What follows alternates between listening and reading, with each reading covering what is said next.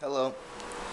Um, this video is in response to The World is Flat, pages 36 through 50 and 51 through 60.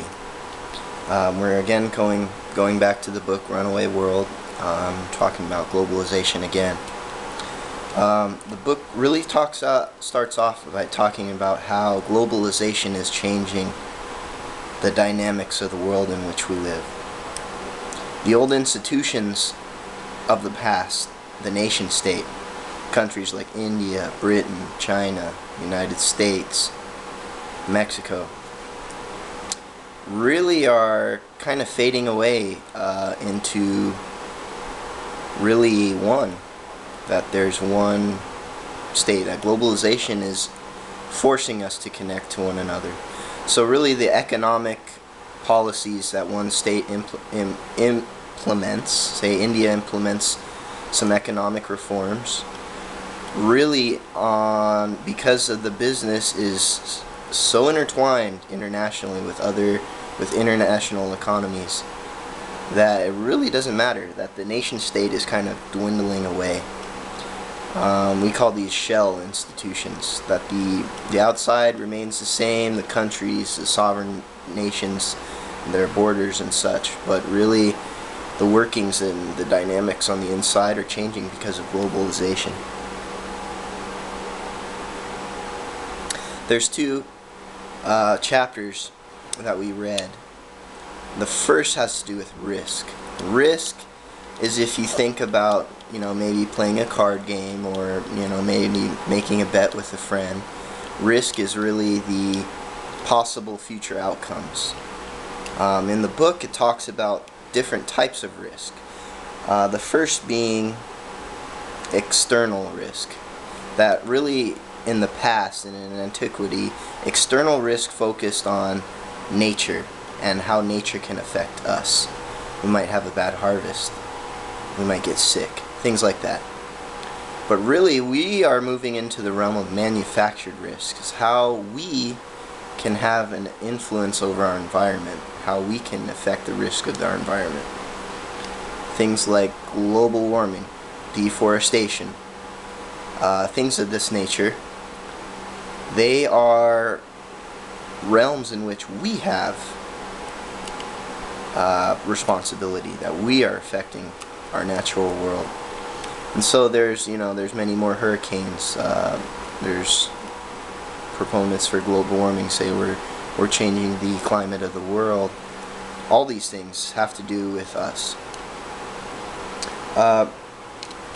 It's basically a manufactured risk forced us to come up with the idea of insurance. Insurance is basically a way for people to guard themselves against risk. Say I get insurance on my house burns down, I'm monetarily rewarded for getting that insurance. This is necessary, completely necessary in a capitalist society. If I have a bad crop or something like that and I have insurance, I will get money to cover my losses. This is crucial to capitalism. Manufactured risk is so intertwined in our lives because every single aspect of our lives has to do with, well, first and foremost is all connected. We talk about the family. That family needs to produce wealth. Manufactured risk will say, as the price of living goes up, both parents might need to go out and go to work. This changes the traditions of the past. We learn about the precautionary principle as it involves with manufactured risk, in that it is basically a way of not being really afraid of, not being scaremongered into action, but really just being precautionary, trying to avoid that risk. If it's a developed risk, If it's not a real risk, it doesn't matter, you're still being precautious. We also talk about tradition, and tradition in the fact that tradition isn't really something like, we haven't done things a certain way for thousands and thousands of years. Tradition is a way to institute power, and really it's something that's relatively new, that the traditions that we have today are really only 200, 300 years old. It's not something that has been done since the beginning of time. Tradition was invented, it evolves, and it is a power tool for those that are in power to continue their way of life.